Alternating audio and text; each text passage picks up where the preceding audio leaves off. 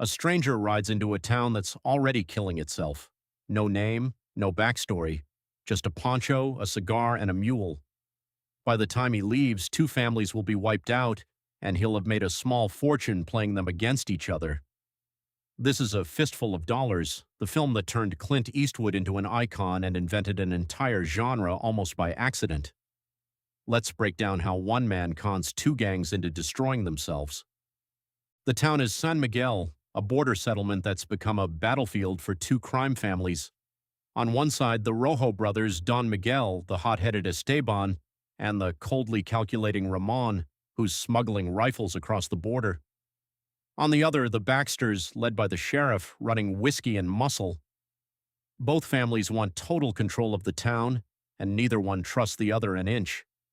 Into this powder keg rides our stranger, and he sees immediately that a town at war is a town full of opportunity.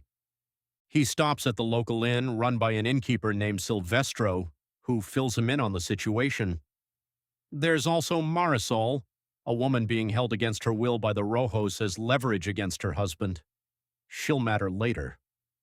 For now, our stranger just listens, calculates, and decides the smartest move is to make himself useful to both sides at once. Here's where the film's real cleverness kicks in. Our stranger doesn't pick a side, he sells himself to both. He stages a public display of skill, gunning down a group of Baxter men in the street, which gets the Rojos' attention immediately. They hire him as muscle. But instead of just working for them, he starts quietly feeding information to the Baxters too, letting each family believe he's exclusively loyal to them. It's a shell game. Every job he takes for one family, he uses to weaken the other and pocket cash from both sides in the process. He orchestrates a fake prisoner exchange, gets paid to recover gold that he's already stolen, and manipulates a firefight between Rojo and Baxter men that leaves both gangs bloodied without him firing a shot. The genius of the setup is that neither family realizes how thoroughly they're being used until it's too late. The plan starts to unravel around a military payroll shipment. Ramon, sharper and more ruthless than his brothers, orchestrates a brutal ambush disguised as a battle between soldiers, wiping out a unit almost entirely to steal gold meant to fund his gun-running operation. It's the moment the film shows us Ramon isn't just another hot-tempered gangster, he's the real threat. Someone willing to commit a massacre and dress it up as an accident of war.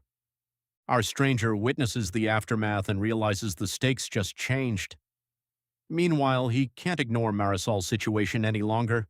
She's being used purely as a political hostage, separated from her husband and son.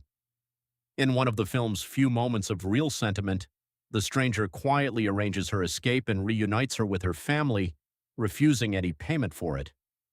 It's a small crack in his mercenary exterior, and it's also a mistake because it exposes him. Ramon figures out that the stranger has been playing both families, and worse, that he helped Marisol get away. The Rojos turn on him fast and violently. He's captured, beaten severely, and left for dead, a brutal, sustained sequence that strips away any illusion this is a lighthearted caper. This is the section of the film where Leone shows his hand stylistically, long silences, extreme close-ups, violence that lingers instead of cutting away. The stranger barely escapes, badly injured, and goes into hiding with the help of Silvestro and a coffin maker named Piri Pero, one of the film's darkly funny recurring characters, a man who's been profiting off both families' feud from the very start by building coffins for the dead.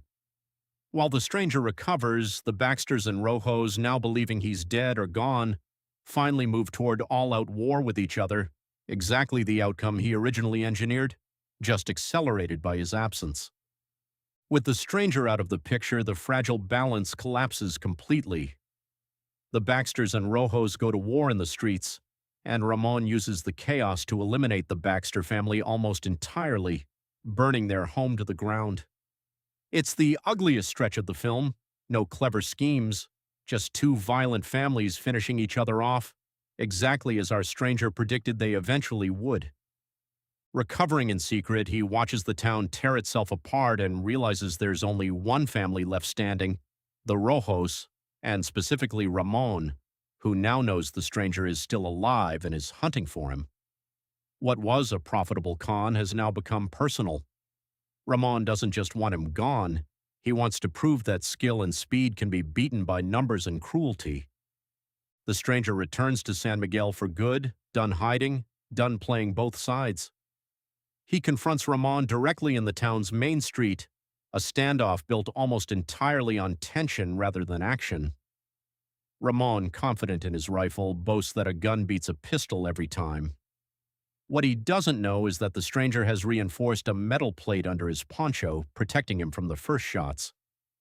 The gunfight that follows is quick and brutal.